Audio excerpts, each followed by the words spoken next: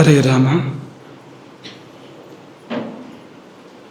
ಗುರುಭ್ಯಶ್ಚ ಗ್ರಹೇಭ್ಯಶ್ಚ ಮಯಾ ಬದ್ಧೋऽಯಮಂಜಲಿಃ ಪ್ರಸನ್ನಮನಸಸ್ತೆ ಮೇ ಸತ್ಯಾಂ ಕುರ್ವಂತು ಭಾರತೀಂ.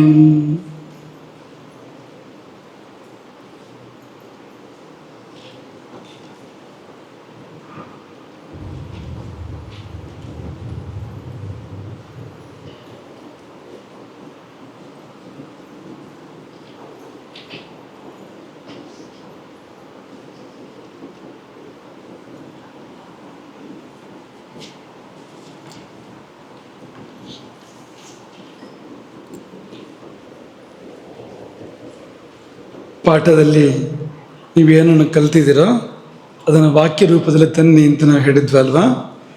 ಅನೇಕರು ತಂದಿದ್ದೀರಿ, ಹೆಚ್ಚಿನವರು ತಂದಿದ್ದೀರಿ. ತುಂಬ ಬಂದಿದೆ, ಕಣ್ಣು ತುಂಬುವ ಹಾಗೆ, ಮನಸ್ಸು ತುಂಬುವ ಹಾಗಿದೆ. ಒಂದು ಚೀಟಿ ತುಂಬ ನಮ್ಮ ಗಮನ ಸೆಳೀತು. ಅದಕ್ಕೆ ನಿಮ್ಮ ಮುಂದೆ ನಾವು ಓದಿ ಹೇಳೋಣ ಅಂತ ಅಂದ್ಕೊಂಡು ನೀವು ನಗದೇ ಇರಲಿಕ್ಕೆ ಪ್ರಯತ್ನ ಪಡಿ. ದೋಸೆ ಮಾಡುವ ವಿಧಾನ. ಮೊದಲು ಚಂದ್ರ, ರಾಹು ಹಾಗೂ ಚಂದ್ರನೊಂದಿಗೆ ಬೇಯಿಸಿಟ್ಟುಕೊಳ್ಳಬೇಕು. ನಂತರ ಕುಜನನ್ನು ಒಟ್ಟಿಕೊಳ್ಳಬೇಕು. ಶನಿಯನ್ನು ಕುಜನ ಮೇಲಿಟ್ಟು ಶನಿಯನ್ನು ಕುಜನಂತೆ ಮಾಡಿ ಚಂದ್ರನನ್ನು ಸಿಂಪಡಿಸಬೇಕು. ನಂತರ ಬೇಯಿಸಿಟ್ಟ ಚಂದ್ರ ರಾಹುಗಳನ್ನು ಚಂದ್ರಾಕಾರವಾಗಿ ಎರೆಯಬೇಕು. ಸ್ವಲ್ಪ ರವಿಯಂತೆ ಕಂಡ ಮೇಲೆ ಮಗಚಬೇಕು. ನಂತರ ಗುರುವಿನಿಂದ ಅಥವಾ ಬುಧ ರವಿಗಳೊಂದಿಗೆ ಸೇವಿಸಬೇಕು. ಒಂದನೇದು. ಎರಡನೇದು, ದುರದೃಷ್ಟವಶಾತ್ ಅಂಗಡಿಯ ಗುರುವಿಗೆ ಸೂರ್ಯನ ಅಂಶ ಸೇರಿದೆ. ಅಂಗಡಿಯ ಗುರುವಿಗೆ ಸೂರ್ಯನ ಅಂಶ ಸೇರಿದೆ. ಅದು ರವಿಯಂತೆ ಕಾಣಬೇಕಿತ್ತು, ಶುಕ್ರನಂತೆ ಕಾಣುತ್ತಿದೆ. ಅದನ್ನು ಸೇವಿಸಿದರೆ ಗ್ರಹಚಾರ ಸರಿ ಇರುವುದಿಲ್ಲ. ಪಕ್ಕದ ಮನೆಯ ರಾಮ್ ಭಟ್ರು ಮತ್ತು ಅವರ ಮಗ ಚಂದ್ರ ಬುಧರಂತೆ ಇದ್ದಾರೆ. ಇನ್ನೊಂದು 3, ಇದು ಶಿವಗುರುಕುಲದ ಈಶಾನನ ಕೆಲಸ. ಇದು ಎಲ್ಲಿ ಈಶಾನ?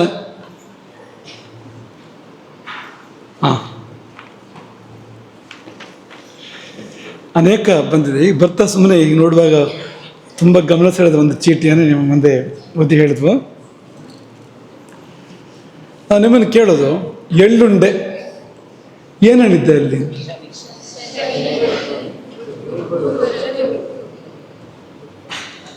ಶನಿ, ಗುರು, ಮತ್ತೇನಿದೆ? ಚಂದ್ರ. ಯಾಕೆ? ವೃತ್ತಾಕಾರ ಅಂತ. ಎಳ್ಳುಂಡೆ ವೃತ್ತಾಕಾರ ಚಂದ್ರನಿಂದ, ಎಳ್ಳು ಶನಿಯಿಂದ, ಸಿಹಿ ಗುರು ಎಳ್ಳುಂಡೆ.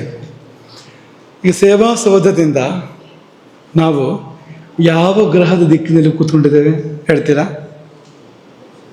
ಸೇವಾ ಸೌಧದಿಂದ ನಾವೆಲ್ಲ ಯಾವ ಗ್ರಹದ ದಿಕ್ಕಿನಲ್ಲಿ ಕೂತ್ಕೊಂಡಿದ್ದೇವೆ?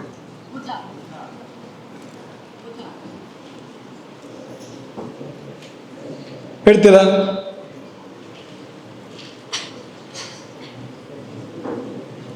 ಮೊದಲು ಯಾವ ದಿಕ್ಕು ಅಂತ ನೋಡ್ಕೊಳ್ಳಿ, ಆಮೇಲೆ ಅದಕ್ಕೆ ಯಾವ ಗ್ರಹ ಅಂತ ನೋಡ್ಕೊಳ್ಳಿ, ಆಗ ಹೇಳ್ಬೋದು.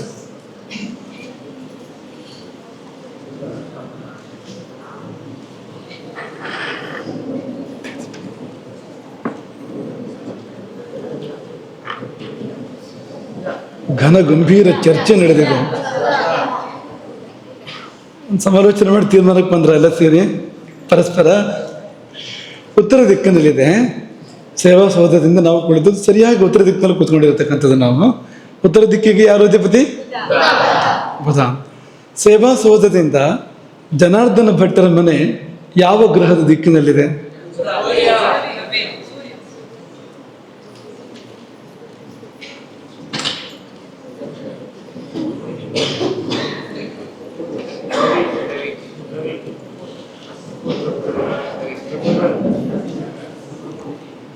ಸರಿ ಯೋಚನೆ ಮಾಡು. ಈಗ ಸೇವಾ ಸೌಧದಿಂದ ಪೂರ್ವಕ್ಕೆ ಜನಾರ್ದನ ಭಟ್ಟರ ಮನೆ ಇದ್ದಿದ್ರೆ ಅದು ನೇರ ಇರ್ತಿತ್ತು, ಸೇವಾ ಸೌಧಕ್ಕೆ ನೇರ ಇರ್ತಿತ್ತು. ನೇರ ಇಲ್ಲ ಅಲ್ವಾ? ಸ್ವಲ್ಪ ಆ ಕಡೆ ಒತ್ತಿ ಇದೆ. ಅದು ಆಗ್ನೇಯ ದಿಕ್ಕಿನಲ್ಲಿದೆ. ಸೇವಾ ಸೌಧದಿಂದ ಆಗ್ನೇಯ ದಿಕ್ಕಿನಲ್ಲಿ ಜನಾರ್ದನ ಭಟ್ರ ಮನೆ ಇದೆ, ಅದು ಯಾವ ಗ್ರಹದ ದಿಕ್ಕು? ಶುಕ್ರನ ದಿಕ್ಕು. ಇಲ್ಲಿಂದ ಸೇವಾಸೋದ ಯಾವ ಗ್ರಹದ ದಿಕ್ಕಿನಲ್ಲಿದೆ? ಪಕ್ಕನೆ ಹೇಳಿ.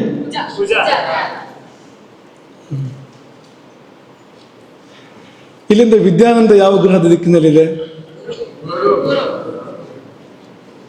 ಈಶಾನ್ಯ, ಗುರು. ಒಳ್ಳೆ ದಿಕ್ಕಿನಲ್ಲಿದೆ ಅಲ್ವಾ?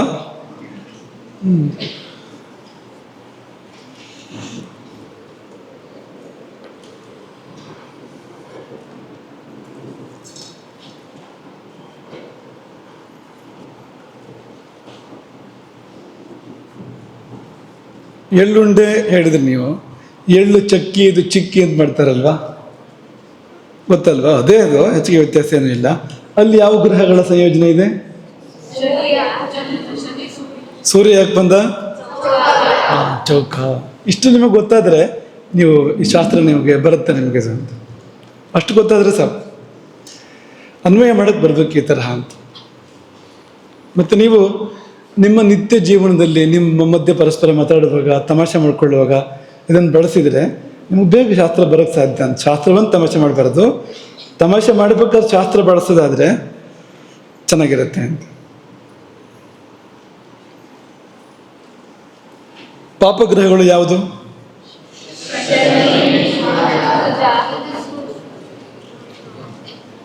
ಶುಭ ಗ್ರಹಗಳು ಯಾವುದು? ಹಾಗೂ ಹೀಗೂ ಇರುವ ಗ್ರಹಗಳು ಯಾವುದು? ಹಾಗೂ ಹೀಗೂ ಇರುವ ಗ್ರಹಗಳು ಚಂದ್ರ ಮತ್ತು ಬುಧ.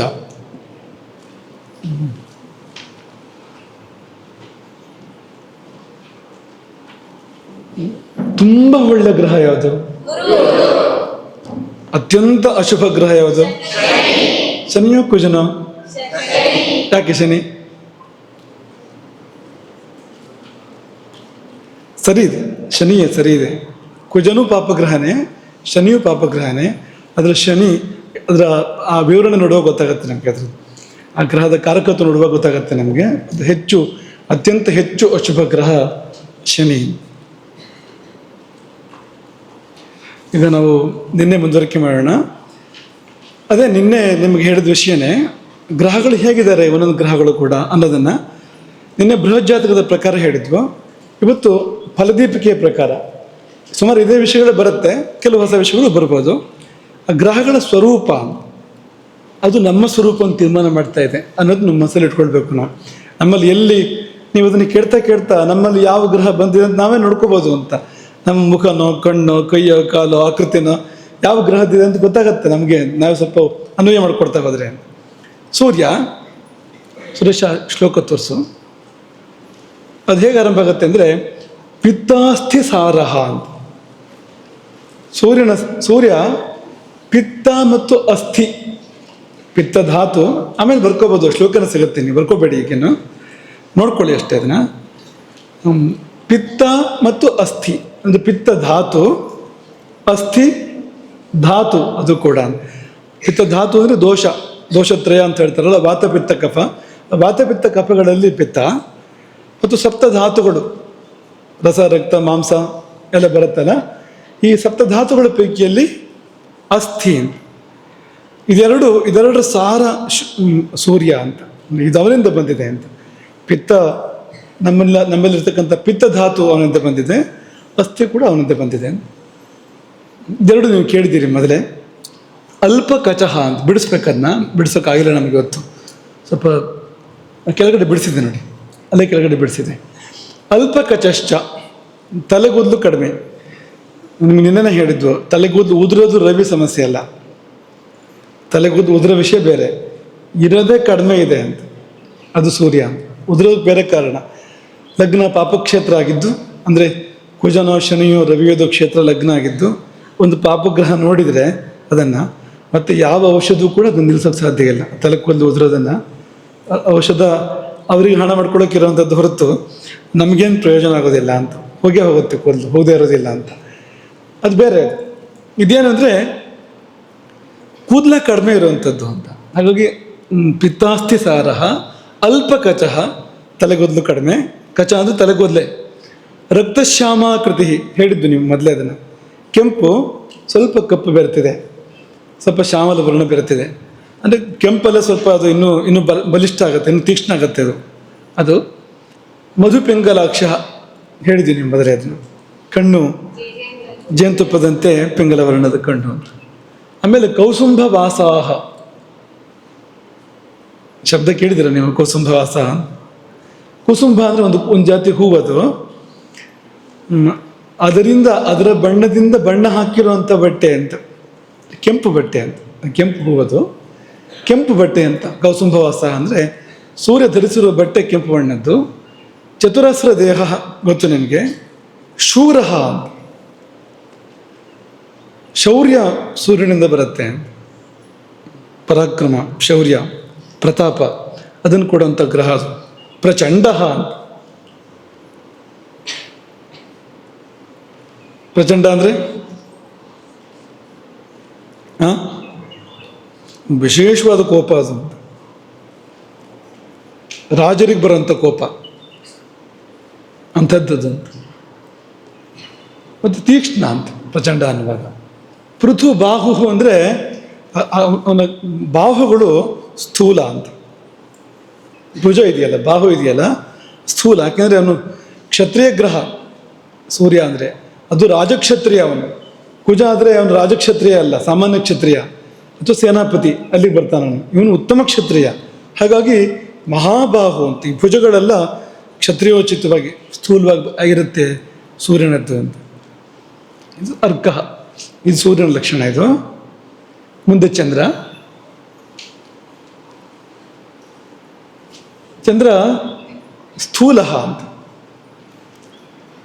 ತುಂಬ ಅಲ್ಲ, ಅಂದರೆ ಅವನ ಆಕೃತಿನ ಸಣ್ಣ ಆಗಿದ್ರೆ ಅಲ್ಲೇ ತುಂಬಿಕೊಂಡಿರ್ತಾನೆ ಅಂತಷ್ಟೇ ಹೊರತು ಗುರುವಿನ ಹಾಗೆ ಅಥವಾ ಶುಕ್ರನ ಹಾಗೆ ಅಲ್ಲ, ಇದ್ದಲ್ಲೇ. ವೃತ್ತ ಅಲ್ವಾ ಅದು, ಚಂದ್ರ ಅಂದರೆ ವೃತ್ತ ಅಲ್ವಾ. ಹಾಗಾಗಿ ಆ ವೃತ್ತತ್ವವನ್ನು ಕೊಡ್ತಾನೆ ಅವನು, ತುಂಬಿಕೊಂಡಿರುತ್ತೆ. ಯುವ ಚ ಸ್ಥವಿರ, ವಿಚಿತ್ರವಾಗಿದೆ ಇದು.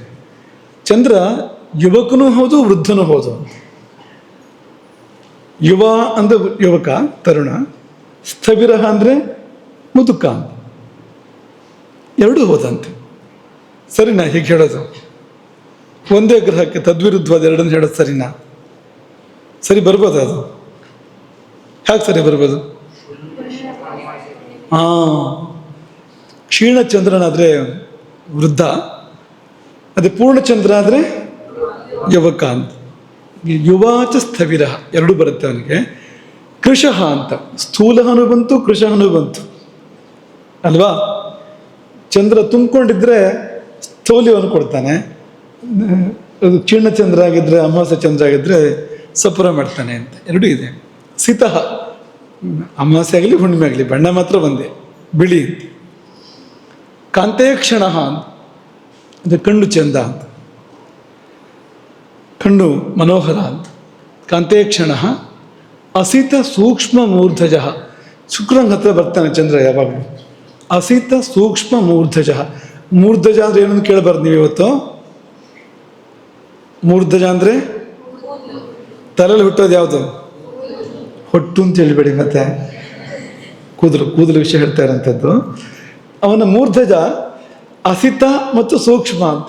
ಅಸಿತ ಅಂದರೆ ಕಪ್ಪು ಕೂದಲು ಕೊಡ್ತಾನೆ ಚಂದ್ರ. ಸೂಕ್ಷ್ಮ ಅಂದರೆ ತೆಳುವು ಕೂದಲುಗಳು ಅಂತ. ಕೂದಲು ದಪ್ಪ ಇರುತ್ತೆ ನೋಡಿ ಅಲ್ವಾ, ದಪ್ಪ ಕೂದಲಿರುತ್ತೆ, ಒರಟಿರುತ್ತೆ, ದಪ್ಪ ಇರುತ್ತೆ. ಅದಲ್ಲ, ಸಪೂರ ಕೂದಲುಗಳು ಅಂತ. ಕೂದಲು ಅಂದರೆ ಸಪುರ, ಅದರಲ್ಲಿ ಇನ್ನೂ ಸೂಕ್ಷ್ಮ ಆಗಿರ್ತಕ್ಕಂಥ ಕೂದಲುಗಳನ್ನು, ಅದರ ಒಳ್ಳೆಯ ಲಕ್ಷಣ, ಅದು ಶುಭ ಲಕ್ಷಣ ಅದು ಹಾಗಿರುವಂಥದ್ದು. ಅದನ್ನು ಕೊಡ್ತಾನೆ ಚಂದ್ರ ಅಂತ. ರಕ್ತೈಕ ಸಾರಹ ಅಂದರೆ ರಕ್ತ ಅವನಿಂದ ಅಂತ. ನಮ್ಮ ಶರೀರದಲ್ಲಿ ರಕ್ತ ಧಾತು ಏನಿದೆ ಅದು ಚಂದ್ರನಿಂದ ಅಂತ. ರಕ್ತೈಕ ಸಾರಹ. ಮೃದುವಾಕ್, ಮೃದುವಾಗಿ ಮಾತಾಡ್ತಾನೆ. ಯಾರ ವಾಕ್ಯನ ಮೇಲೆ ಚಂದ್ರನ ಪ್ರಭಾವ ಇದೆಯೋ ಅವರು ಮೃದುವಾಗಿ ಮಾತಾಡ್ತಾರೆ. ಅವರು ಕಠೋರವಾದ ವಿಷಯ ಆದರೂ ಕೂಡ ಮೃದುವಾಗಿ ಹೇಳ್ತಾರೆ. ಮೃದುವಾಗಿದ್ದನ್ನು ಅತಿ ಮೃದುವಾಗಿ ಹೇಳ್ತಾರೆ ಅಂತ. ಸಹಜವಾಗಿ ಮೃದುವಾಣಿ ಚಂದ್ರನಿಂದ ಬರುವಂಥದ್ದು. ಸಿತಾಂಶುಕಃ, ಉಟ್ಟ ಬಟ್ಟೆ ಬಿಳಿ. ಚಂದ್ರ ಉಟ್ಟ ಬಟ್ಟೆ ಈ ತರಹ ಬಿಳಿ ಬಟ್ಟೆ, ಚಂದ್ರನದು. ಹಾಗಾಗಿ ಯಾರು ಬಿಳಿ ಬಟ್ಟೆ ಹಾಕ್ಕೊಂಡಿದ್ರೆ ಅದು ಚಂದ್ರನ ಹೋಲಿಕೆ, ಅದು ಚಂದ್ರನ ಅಂಶ ಬಂತಲ್ಲಿ ಅಂತ. ಗೌರಹ ಹಿಂದೆ ಹೇಳಿದ್ದೀನಿ, ಗೌರವರ್ಣ ಚಂದ್ರನದ್ದು ಅಂದರೆ ಬಿಳಿ ಬಣ್ಣವೇ ಚೂರು ಹೊಂಬಣ್ಣ ಸೇರಿದೆ ಅದಕ್ಕೆ ಅಂತ. ಶಶಿ ವಾತಕಫಾತ್ಮಕ, ವಾತಕಫ ಎರಡೂ ಹತ್ರ ಇದೆ, ಚೂರು ವಾತ ಜಾಸ್ತಿ ಇದೆ ಅಂತ. ವಾತಕಫಾತ್ಮಕ ಮೃದು, ಬರೀ ಮಾತು ಮಾತ್ರ ಅಂತಲ್ಲ, ಮೃದುತ್ವ ಮಾರ್ಧವ ಮೆತ್ತಗಾಗತ್ತಲ್ಲ, ಅದೆಲ್ಲ ಚಂದ್ರನಿಂದ ಬರೋಂಥದ್ದು. ಕುರುವಾಸನ ಅಂತ ಅಂದ್ಕೊಂಡಿದ್ದೀನಿ, ಮೆತ್ತಗಿದೆ ಅಂದರೆ ಅದು ಚಂದ್ರನದ್ದು ಅಂತ ಅರ್ಥ. ಅದು ನಾಳೆ ಅದನ್ನು ಬರಿಬೋದು. ಕೂತ್ಕೊಂಡೆ ಚಂದ್ರ ಆಯಿತು ಅಂತ ಬರಿಬೋದು ನಾಳೆ ಯಾರಾದರೂ ಬಹುಶಃ. ಸೋಫಾ ಆದ್ಮೇಲೆ ಕೂತ್ಕೊಂಡೆ ಚಂದ್ರ ಆಯಿತು ಅಂತ ಯಾರು ಬರಿಬೋದು, ನಿರೀಕ್ಷೆ ಮಾಡಿ ನೀವು. ಮೃದು ಮಾರ್ಧವ ಚಂದ್ರನಿಂದ ಬರುತ್ತೆ. ಮುಂದೋಗೋಣ. ಕುಜ ಮಧ್ಯೆ ಕೃಶಃ, ನಿನ್ನೆ ಹೇಳ್ತೇನೆ ನಿಮಗೆ ಅದನ್ನು. ಕುಜನ ಸ್ವಭಾವ ಏನಂದ್ರೆ ಮಧ್ಯ ಕೃಶ ಅವನು ಅಂತ. ಆ ಕಡೆ ಈ ಕಡೆ ಸ್ಥೂಲ ಇರಲಿ ಇಲ್ಲದೆ ಇರಲಿ, ಏನಿದೆಯೋ ಅದರಲ್ಲಿ ಮಧ್ಯೆ ಇನ್ನೂ ಕೃಶ ಆಗತ್ತೆ ಅಂತ, ಕುಜನ ಪ್ರಭಾವ ಇದ್ದಾಗ ಅಂತ. ಮಧ್ಯೆ ಕೃಶಃ ಕುಂಚಿತ ದೀಪ್ತ ಕೇಶ ಅಂತ, ಕೂದಲು ಪಳಪಳ ಪಳೆಯುತ್ತೆ ಅಂತ. ಸ್ವಲ್ಪ ಕೂದಲಲ್ಲಿ ಬೆಂಕಿ ಛಾಯೆ ಬರ್ಬೋದು, ಕುಜನ ಪ್ರಭಾವ ಬಂದರೆ ಒಂಚೂರು ಬೆಂಕಿ ಛಾಯೆ ಬರ್ಬೋದು.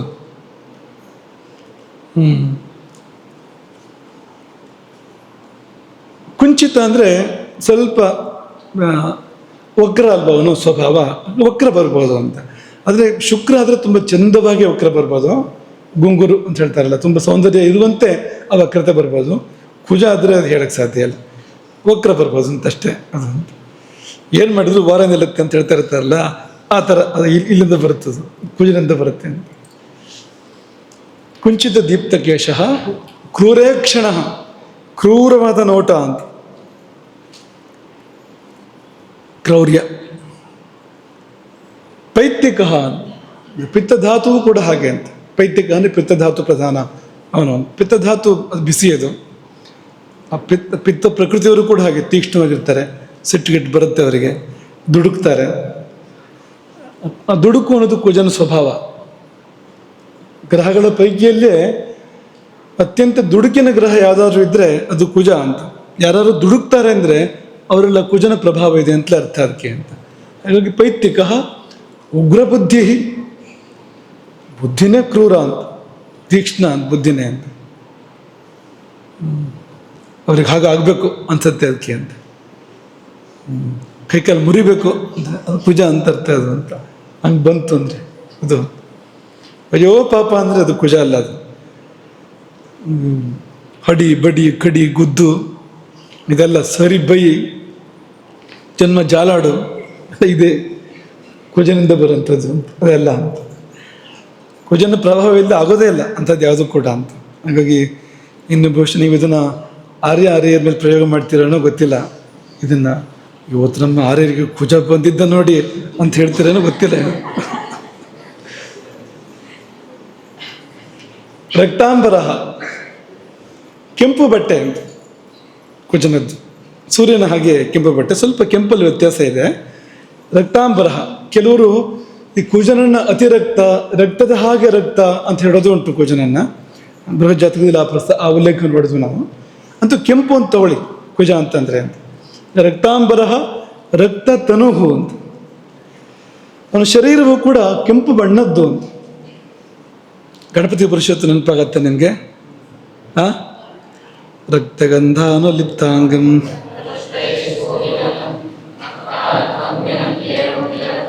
ಸಾಕು. ಆ ಭಕ್ತಾನುಕಂಪಿನಂ ಕುಜ ಅಲ್ಲ, ಭಕ್ತಾನುಕಂಪಿನಂ ಅದು ಗುರು ಬರಬೇಕು ಅದಕ್ಕೆ, ಕುಜ ಅಲ್ಲ ಅದಕ್ಕೆ. ಹಿಂದಿಂದ ಹೌದು ಕುಜ. ಯಾವುದು? ರಕ್ತಗಂಧಾನುಲಿಪ್ತಾಂಗಂ. ಅವನಿಗೆ ಕೆಂಪು ಗಂಧ ಪ್ರೀತಿ, ಮತ್ತು ಕೆಂಪು ಹೂವುಗಳು ಪ್ರೀತಿ ಗಣಪತಿಗೆ ಅಲ್ವಾ. ಕೆಂಪು ಬಟ್ಟೆ ಉಟ್ಕೊಂಡಿರ್ತಾನೆ, ರಕ್ತ ಪುಷ್ಪೇಸು ವಸವೂ ಕೂಡ ರಕ್ತ ವರ್ಣದ್ದೇ ಅನ್ನೋದು. ಇದೆಲ್ಲ ಕುಜನಿಗೆ ತುಂಬ ಹತ್ತಿರ ಇದೆ. ಮಹೀಜ ಅಂದರೆ ಕುಜ ಅಂತ ಅರ್ಥ. ಮಹಿ ಭೂಮಿ, ಮಹೀಜ ಕುಜ. ಚಂಡ ಅಂದರೆ ಕೋಪಿಷ್ಠ ಅಂತ. ಅದು ರವಿ ಹಾಗೆಲ್ಲ ಉತ್ಕೃಷ್ಟವಾದ ಕೋಪ, ವಿಶಿಷ್ಟವಾದ ಕೋಪ ಅದೆಲ್ಲ ಅಲ್ಲ, ಸಿಟ್ಟು ಅಂತಷ್ಟೇ. ಅದು ನಿಮ್ಗೆ ಯಾವುದು ಒಬ್ಬರು ಕಲಾವಿದರು ಉದಾಹರಣೆ ನಾವು ಕೊಡ್ತಾ ಇರ್ತೀವಿ. ಅವಾಗ ಹೆಸರೆಲ್ಲ ಬೇಡ. ಯಕ್ಷಗಾನ ಕಲಾವಿದರು, ಅಪ್ಪನೂ ಯಕ್ಷಗಾನ ಕಲಾವಿದ, ಮಗನೂ ಯಕ್ಷಗಾನ ಕಲಾವಿದ, ಪ್ರಸಿದ್ಧ ಕಲಾವಿದರೇ ಇಬ್ಬರು ಕೂಡ. ಇಬ್ಬರೂ ಕೋಪಿಷ್ಟ್ರು. ಅಪ್ಪನೂ ಕೋಪಿಷ್ಟ, ಮಗನೂ ಕೋಪಿಷ್ಟ. ಮಗನ ಬಳಿ ಮಾತಾಡುವಾಗ ಮಗ ಅಪ್ಪನ ಬಗ್ಗೆ ಹೇಗೆ ಹೇಳೋದು, ನನಗೂ ಅಪ್ಪನಿಗೂ ಕೋಪದಲ್ಲಿ ವ್ಯತ್ಯಾಸ ಏನು ಅಂದರೆ, ನನಗೊಂದು ಚಿಕ್ಕ ವಿಷಯ ಸಿಕ್ಕಿರೂ ಸಿಟ್ಟು ಬರುತ್ತೆ. ಚಿಕ್ಕ ವಿಷಯ ಸಿಕ್ಕಿರೂ ಸಿಟ್ಟು ಬರುತ್ತೆ. ನಮ್ಮ ಅಪ್ಪ ಹಾಗಲ್ಲ, ಸಿಟ್ಟು ಮೊದಲು ಬರುತ್ತೆ, ಆಮೇಲೆ ವಿಷಯ ಹುಡುಕ್ತಾರೆ ಅವರು. ಅದಕ್ಕೆ ಇದು ಸ್ವಲ್ಪ ಆ ಥರ ಹೋಗುತ್ತೇನೆ. ಕುಜನ ಸಿಟ್ಟು ಅಂದರೆ ಅದಕ್ಕೆ ಕಾರಣ ಬೇಕು ಅಂತಿಲ್ಲ, ಅಥವಾ ಸರಿಯಾಗಿ ರವಿ ಸಿಟ್ಟು ಮಾಡಿದರೆ ತುಂಬ ಗಂಭೀರವಾಗಿರುತ್ತೆ ಸಿಟ್ಟು ಕೂಡ ಅಂತ. ರಾಮ ಸಿಟ್ಟು ಮಾಡಿದ ಹಾಗೆ ಅಂತ. ಸಮುದ್ರ ರಾಜನ ಮೇಲೆ ರಾಮ ಸಿಟ್ಟು ಮಾಡಿದ ಅಲ್ವಾ, ರಾಮ ಕೋಪ ಮಾಡ್ತಾನೆ ನೋಡಿ, ಅದು ಬೇರೆ. ಆದರೆ ಈ ಸಿಟ್ಟು ಆ ಥರ ಅಲ್ಲ, ಇದು ಹೆಂಗಾರು ಹೋಗುತ್ತೆ. ಅದು ಏನಾಗುತ್ತೆ ಅಂದರೆ ಅವನ ಕೈಲೇ ಅವನಿಲ್ಲ ಅಂತ, ಹಾಗಾಗ್ಬೋದು ಅಂತ. ಸಿಟ್ಟು ಮಾಡೋನ ಕೈಲೇ ಅವನಿಲ್ಲ ಅಂತ ಅವ್ಯವಸ್ಥಿತವಾದ ಕೋಪ ಅದು ಕುಜನ ಕೋಪ ಅಂದರೆ ವಕ್ರವಾಗಿ ಹೋಗುತ್ತೆ ಅದು. ಹಾಗಾಗಿ ಚಂಡಸ್ತು ಅತ್ಯಂತ ಕೋಪನಃ, ಚಂಡ ಶಬ್ದಕ್ಕೆ ವಿವರಣೆ ಅತಿ ಕೋಪಿಷ್ಟ ಅಂತ. ಅತ್ಯುದಾರ ಆದರೆ ಒಂದು ಮಾತ್ರ ದಾನಶೂರ ಕರ್ಣ ಅಂತ ಹೇಳ್ತಾರಲ್ಲ, ಎತ್ತಿ ಕೊಡು ಅಂತ. ಅದು ಅವರಿಗೆ ಬೇಕೋ ಬೇಡವೋ ಉಪಯೋಗವೋ ಇಲ್ಲ, ಅದೆಲ್ಲ ಆಮೇಲೆ ಅದು ಔದಾರ್ಯ ಅಂತ. ಕೊಡು ಮಾಡು ಇರಲಿ, ಆ ಗುಣ ಕುಜನಿಗಿದೆ ಅಂತ. ತರುಣ, ಕುಜ ಅಂದರೆ ಹುಡುಗ, ಆಕೃತಿನೂ ಹಾಗೆ, ಕುಳ ಆಕೃತಿನೂ. ಆಮೇಲೆ ಇದು ಕೂಡ ಅದು ವಯಸ್ಸಲ್ಲೂ ಕೂಡ ಹಾಗೆ, ಚಿಕ್ಕ ವಯಸ್ಸು ಅಂತ ಕುಜನಿಗೆ ಅಂತ. ಇದೆಲ್ಲ ಯಾಕೆ ಬೇಕಾಗುತ್ತೆ? ಒಂದು ವ್ಯಕ್ತಿ ಬಗ್ಗೆ ನಾವು ಚಿಂತನೆ ಮಾಡ್ತಾ ಇರ್ತೀವಿ ಅಂದರೆ, ಅವನು ಹುಡುಗನೋ ಮುದುಕನೋ ಮಧ್ಯ ವಯಸ್ಸಿನವನೋ ತೀರ್ಮಾನ ಮಾಡಬೇಕಾದ್ರೆ ಗ್ರಹ ಯಾವುದು ಬಂತು ಅಂತ ನೋಡಿದಾಗ ಕುಜ ಅಂತಂದರೆ ಇಲ್ಲ ಅವನು ಹುಡುಗ ಅಂತ ತೀರ್ಮಾನಕ್ಕೆ ಬರ್ಬೋದು. ಒಂದು ವಸ್ತು ಕಾಣ್ತಾ ಇಲ್ಲ, ಎತ್ಕೊಂಡು ಹೋಗಿದ್ದಾರೆ ಯಾರು, ಯಾವ ವಯಸ್ಸಿನವ್ರು ಇರ್ಬೋದು ಅಂತ ನೋಡುವಾಗ ಇದೆಲ್ಲ ಉಪಯೋಗ ಬರೋಂಥದ್ದು ಅಂತ ಅನೇಕ ಸಂಗತಿಗಳಿದೆ, ಸಂದರ್ಭಗಳಿದೆ, ಉಪಯೋಗ ಬರುತ್ತೆ ಇದೆಲ್ಲ. ತರುಣ ಅತಿ ಮಜ್ಜಃ ಅಂತ, ಮಜ್ಜಾಧಾತು ಇವನಿಂದ ಬರುತ್ತೆ. ಯಾವ ಗ್ರಹವೂ ಕೂಡ ತೆಗೆದು ಹಾಕೋಕ್ಕೆ ಬರಲ್ಲ ಅಂತ. ನಿಮ್ಮ ಕುಜನ ಮೇಲೆ ಇದೆಲ್ಲ ವಿವರಣೆ ಕೇಳ್ಕೊಂಡು ಬೇಡ ನಂಗೆ ಕುಜ ಅಂತಂದರೆ ನೀವು ಬದುಕಿರಿಕೆ ಆಗೋದಿಲ್ಲ ಅಂತ. ಮಜ್ಜೆ ಇಲ್ಲದೆ ಬದುಕ್ತಾರೆ, ನೀವು ಬದುಕೋಕ್ಕೆ ಸಾಧ್ಯವ? ಮಜ್ಜೆ ಇರೋದ್ರಿಂದ ಬದುಕಿರೋದು ನಾವು ಅಂತ. ಎಲ್ಲ ಧಾತುಗಳು ಬೇಕು, ಎಲ್ಲ ಗ್ರಹಗಳು ಬೇಕು, ಅವ್ರವ್ರ ಪಾತ್ರ ಇದೆ. ಅತಿ ಮಜ್ಜ ಅಂದರೆ ಮಜ್ಜಾಧಾತುವಿನ ಕಾರಕ ಅಂತ. ಇನ್ನು ಬುಧನ ಬಣ್ಣಕ್ಕೆ ಉದಾಹರಣೆ ಕೊಟ್ಟಿದ್ದಾರೆ. ಶ್ಯಾಮ, ಶುಕ್ರನು ಶ್ಯಾಮ, ಬುಧನು ಶ್ಯಾಮ. ಶುಕ್ರ ಶ್ಯಾಮ ಅಂದರೆ ಹೇಗೆ ಶ್ಯಾಮ ಅಂದರೆ ದೂರ್ವೆ ಹಾಗೆ ಅಂತ, ದೂರ್ವೆ ಬಣ್ಣ ಅಂತ. ದೂರ್ವೆ ಹೇಗಿರುತ್ತೆ? ಹಸುರು ಇರುತ್ತೆ ಅಂತ. ಸಂಸ್ಕೃತದಲ್ಲಿ ಅವೆಲ್ಲ ಹತ್ತಿರ ಇದೆ ಅಂತ. ಈ ಕಪ್ಪಿನ ಪ್ರಭೇದಗಳು ಅಂತ ತಗೊಳ್ತಾರೆ, ಹಸಿರು, ನೀಲಿ, ಕಪ್ಪು ಎಲ್ಲ ಹತ್ತತ್ರ ಬರುತ್ತೆ ಸಂಸ್ಕೃತದಲ್ಲಿ. ಹಾಗಾಗಿ ಆ ತರಹ ಅದನ್ನು ಹೇಳ್ತಾ ಇರುವಂಥದ್ದು. ಹಾಗಾಗಿ ದುರ್ವಾಲತ ಶ್ಯಾಮತನುಹು, ಹಸಿರು ಕಂಡ್ರೆ ಅದು ಬುಧನಿಂದ ಬಂದೆ ಅಂತ ತೊಗೊಳ್ಬೋದು ನೀವು ಅಂತ. ಅವನು ಕೊಟ್ಟೆ ಆಗಬೇಕು, ಆ ಹಸಿರು ಬಣ್ಣ ಅನ್ನೋದು ಅವನು ಕೊಟ್ಟೆ ಆಗಬೇಕು. ನೀವು ಯಾರಾದ್ರು ಹಸಿರು ಬಟ್ಟೆ ಹಾಕ್ಕೊಂಡು ಬಂದಿದ್ದೀರಿ ಅಂದರೆ ನೀವು ಬುಧನ ನೆನ್ಪು ಮಾಡ್ಕೋಬೋದು ಇವತ್ತು. ಈ ಥರ ನೀವು ಒಬ್ರಿಗೊಬ್ರು ಚರ್ಚೆ ಮಾಡ್ಕೋಬೋದು ಅಂತ. ಅಥವಾ ಒಂದು ಹಸಿರು ಹಂಚಿದೆ ನಿಮ್ಮದು, ನೀವು ಹುಟ್ಟು ಬಟ್ಟರೆ ಅಂದರೆ ಅದು ಬುಧ ಅಂತ ಅಲ್ಲಿ. ಈಗ ಒಬ್ಬೊಬ್ಬರಿಗೆ ನೋಡ್ಕೋತಾ ಇದ್ದೀರಲ್ಲ ಅಂತ, ಹಾಕ್ಕೊಂಡು ಬರ್ಬೇಕಾದ್ರೆ ನೋಡಿದ್ರ ಯಾವ ಬಣ್ಣದ ಬಟ್ಟೆ ಅಂತ. ಈಗೆಲ್ಲರೂ ಕಾಣಿಸುತ್ತೆ, ನೋಡ್ತಾ ಇದ್ದೀರಿ ಅಂತ. ತ್ರಿಧಾತು ಮಿಶ್ರ ಅಂತ. ನಿಮ್ದು ಏನಿದ್ರು ಎಲ್ಲ ಹೊಂದಾಣಿಕೆ ನೀತಿ ಬುಧನದ್ದು.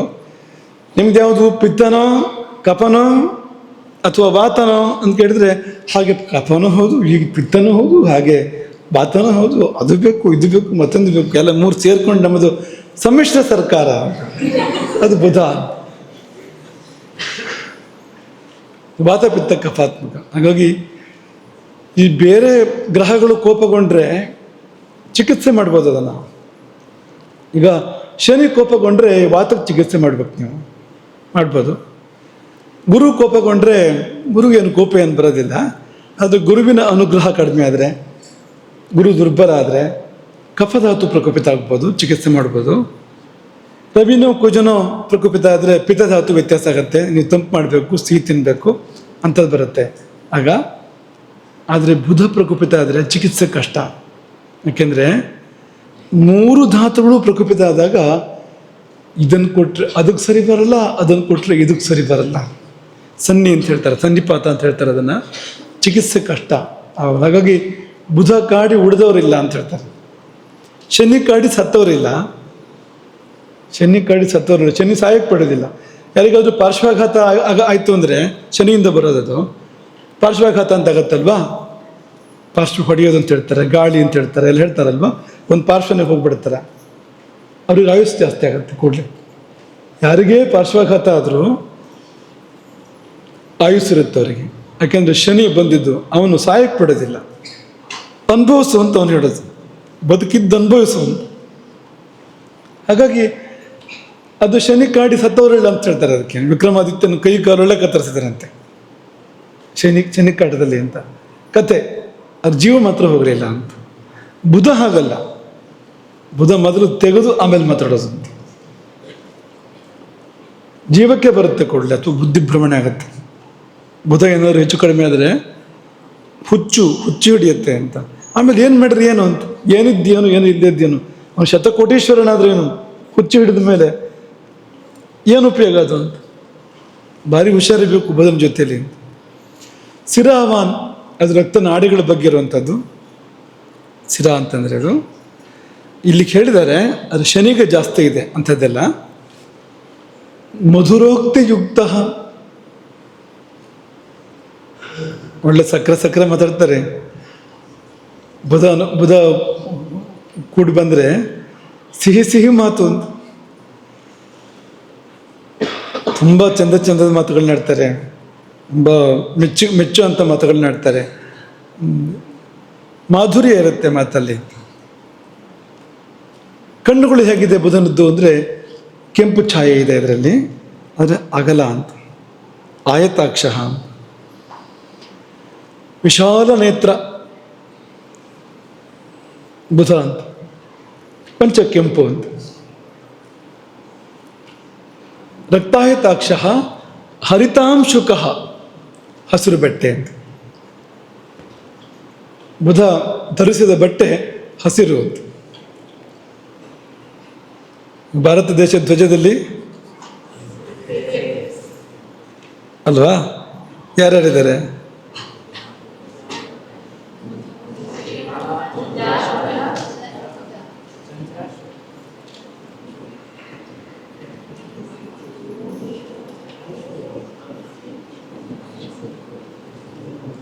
ಕೇಸರಿ ಗುರುವಿಗೆ ಹತ್ರ ಬಿಳಿ ಚಂದ್ರನಿಗೆ ಹೇಳ್ಬೋದು, ಬಿಳಿ ಸಿತಾಂಶುಕ ಅಂತ ಹೇಳಿಲ್ವ, ಬಿಳಿ ಬಟ್ಟೆ ಹೇಳಿದ್ದಾರೆ. ಆ ಬಟ್ಟೆ ಅಂತ ತೊಗೊಳ್ಳುವಾಗ ಬಟ್ಟೆ ಬಿಳಿನೇ ಹೇಳಿದ್ದಾರೆ ಚಂದ್ರನಿಗೆ. ಹಾಗಾಗಿ ನೀವಲ್ಲಿ ಬುಧ, ಚಂದ್ರ ಮತ್ತು ಗುರುವನ್ನು ತಗೊಳ್ಬೋದು ನೀವು. ಕಪ್ಪಿದೆ ಅಲ್ಲಿ. ಹಾಂ, ಓ ಅಶೋಕ ಚಕ್ರವಾ? ಆಯ್ತು. ಆ ಚಕ್ರ ಏನದು?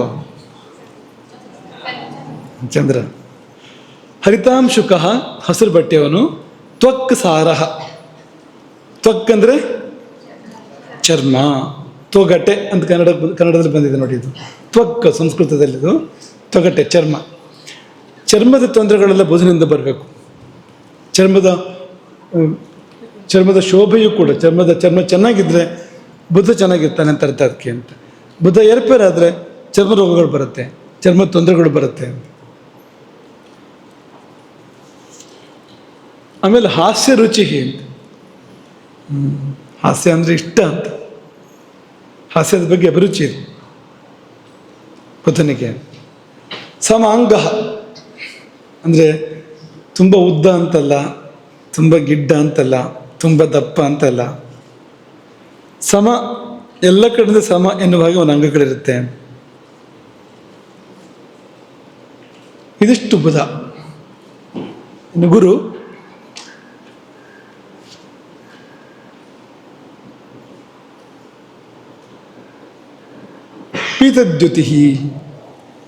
ಪೀತದ್ಯುತಿ. ಅಂದರೆ ಹಳದಿ ಕಾಂತಿ ಅಂತ, ಚಿನ್ನದ ಕಾಂತಿ ಬಂದಿತ್ತಲ್ವ ಹಿಂದೆ. ಬೃಹತ್ತನು ಪಿಂಗಲ ಮೂರ್ಧಜೇಕ್ಷಣ ಅಂತ, ಕಣ್ಣು ಬಂಗಾರದ ಬಣ್ಣ, ಕೂದಲು ಬಂಗಾರದ ಬಣ್ಣ ಅಂತ, ಕಾಂತಿಯೇ ಬಂಗಾರದ ಬಣ್ಣ ಅಂತ ಹೇಳ್ತಾ ಇದೆ ಇಲ್ಲಿ ಅಂತ. ಪೀತದ್ಯುತಿ ಪಿಂಗ ಕಚೇಕ್ಷಣ ಸ್ಯಾತ್, ಅದು ಬಂತು ಮತ್ತೆ. ಪಿಂಗ ಅಂದರೆ ಅದೇ ಹಳದಿ ಛಾಯೆ, ಅದರ ಕಚ ಅಂದರೆ ತಲೆಗೋದ್ಲು, ಈಕ್ಷಣ ಅಂದರೆ ಕಣ್ಣು, ಹಿಂದೆ ಬಂದಿರದೆ ಇದು.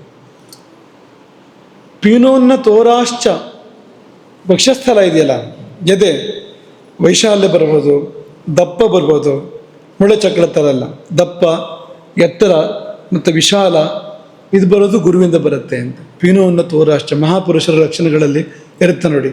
ಈಗ ಶ್ರೀರಾಮ ಅಂದರೆ ಅಗಲವಾದ ಎದೆ, ಮಾಂಸಲ ಅಂತ, ಸ್ಥೂಲವಾದ ಅಗಲವಾದ ತುಂಬಿಕೊಂಡಿರೋಂಥ ಎದೆ ಅಂತ ಬರುತ್ತಲ್ಲ, ಗುರುವಿಂದ ಬರುತ್ತೆ ಅದು ಒಂದು. ಪೀನ ಅಂದರೆ ಸ್ಥೂಲ, ಉನ್ನತ ಅಂದರೆ ಎತ್ತರ ಅಂತ, ಉರಸ್ಸು ಅಂದರೆ ಎದೆ.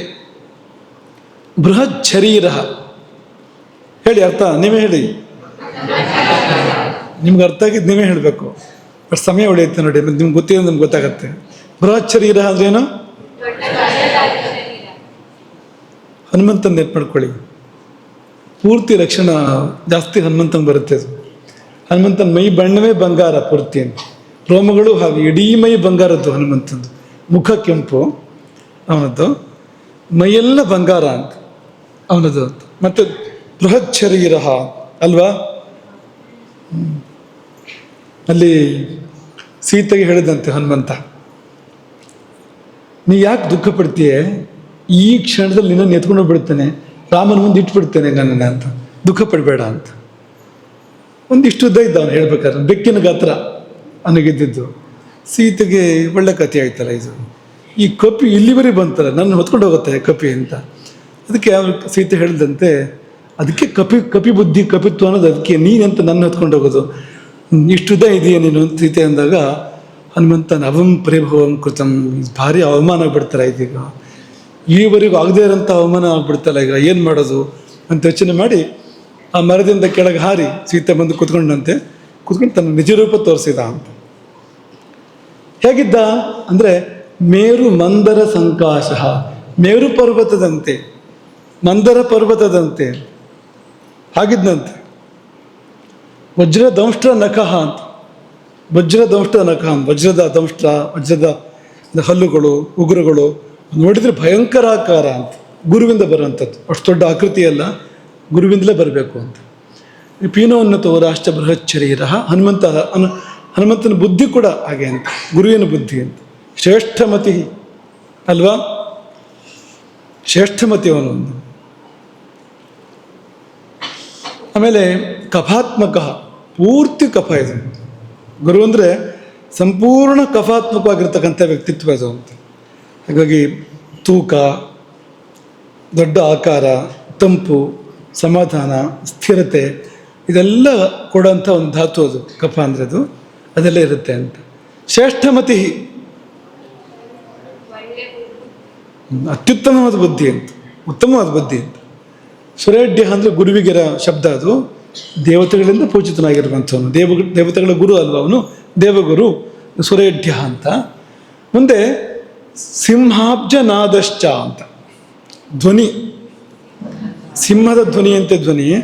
ಅಬ್ಜ ಅಂದರೆ ಶಂಖ, ಶಂಖ ಹುಟ್ಟೋ ನೀರಲ್ಲಲ್ವಾ, ಅಪ್ ಅಂದರೆ ನೀರು, ಅಬ್ಜ ನೀರಲ್ಲಿ ಹುಟ್ಟುವಂಥ ಶಂಖ ಅಂತ.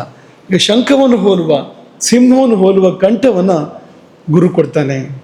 ಸಿಂಹಾಬ್ಜನಾದಶ್ಚ, ಸಿಂಹನಾದ ಅಬ್ಜನಾದ ಅಂತ ಹಾಗಾಗ್ತಾನೆ ಗುರು ಧ್ವನಿ ಕೊಟ್ಟಾಗ ಅಂತ. ವಸಾ ಪ್ರಧಾನ, ವಸಾಧಾತು, ವಸ ಅಂದರೆ ಮೇಧಸ್ಸು, ಕೊಬ್ಬು, ಅದು ಗುರುವಿಂದ ಬರುವಂಥದ್ದು ಅಂತ. ಶುಕ್ರ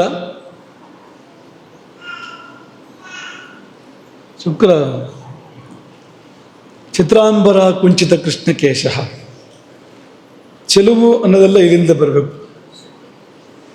ಶುಕ್ರನ ಬಟ್ಟೆ ಚಿತ್ರಾಂಬರ ಅಂತ, ಇಂಥದೇ ಬಣ್ಣ ಅಂತ ಹೇಳೋಕ್ಕೆ ಸಾಧ್ಯ ಇಲ್ಲ, ಬೇರೆ ಬೇರೆ ಬಣ್ಣಗಳಿರುತ್ತೆ ಅಂತ. ನಾನಾ ವರ್ಣಗಳು ಸೇರಿದ ಬಟ್ಟೆ ಇರುತ್ತಲ್ಲ, ಅದೆಲ್ಲ ಶುಕ್ರನಿಂದ ಬಂದಿರೋಂಥದ್ದು. ಇವತ್ತು ಅದಕ್ಕೆ ತುಂಬ ಪ್ರಾಧಾನ್ಯ ಇರೋಂಥದ್ದು ಅಲ್ವಾ. ಶಬಲ ಅಂತ ಹೇಳ್ತಾರೆ ಅದನ್ನು. ಒಂದೇ ಬಣ್ಣ ಅಲ್ಲ, ಹಲವು ಬಣ್ಣಗಳು ಸೇರಿರ್ತಕ್ಕಂಥ ಬಟ್ಟೆ ಅಂತ. ಚಿತ್ರ ವಿಚಿತ್ರ ವರ್ಣಗಳ ವಿನ್ಯಾಸ ಇರೋಂಥ ಬಟ್ಟೆ ಇದೆಯಲ್ಲ, ಅದು ಶುಕ್ರನಿಂದ ಬರೋವಂಥದ್ದು, ಚಿತ್ರಾಂಬರ ಅಂತ. ಆಮೇಲೆ ಆಕುಂಚಿತ ಕೃಷ್ಣಕೇಶ ಹಿಂದೆ ಬಂದಿದೆ. ಆಕುಂಚಿತ ಅಂದರೆ ಬಳುಕಿರುವಂಥ ಗುಂಗುರು ಅದಾಗಿರುವಂಥ ಕೃಷ್ಣ ಕಪ್ಪಾದ ಕೂದಲು ಶುಕ್ರನಿಗೆ. ಸ್ಥೂಲಾಂಗ ದೇಹಶ್ಚ, ದಪ್ಪ ಸ್ವಲ್ಪ, ಎತ್ತರ ಇರಬೇಕು ಅಂತಿಲ್ಲ, ದಪ್ಪ ಇರ್ತಾನೆ ಅವನು. ಸ್ಥೂಲಾಂಗ ದೇಹಶ್ಚ ಅಂತ. ಕಫಾನಿಲಾತ್ಮ, ಎರಡೂ ಧಾತುಗಳು ಸ್ವಲ್ಪ ಕಫಕ್ಕೆ ಪ್ರಾಧಾನ್ಯ ಜಾಸ್ತಿ. ಕಫ ವಾತ ಎರಡೂ ಇದೆ, ಸ್ವಲ್ಪ ಕಫಕ್ಕೆ ಪ್ರಾಧಾನ್ಯ ಜಾಸ್ತಿ. ಹಾಗಾಗಿ ಸ್ಥೂಲಾಂಗ ದೇಹಶ್ಚ ಅಂತ ಬಂದಿದ್ದದು. ದುರ್ವಾಂಕುರಾಭ ಅಂತ ಇವನಿಗೂ ಹೇಳಿದ್ದಾರೆ, ಅದು ದುರ್ವಾಂಕುರದಂತೆ ಅಂತ ಶುಕ್ರನಿಗೂ. ಕಮನ ಅಂದರೆ ತುಂಬ ಚಲುವಾದವನು ಅಂತ. ಕಮನೀಯ, ಕಮನ ಅಂದರೆ ಸುಂದರ ಅಂತ, ಅತಿ ಸುಂದರ ಅಂತ.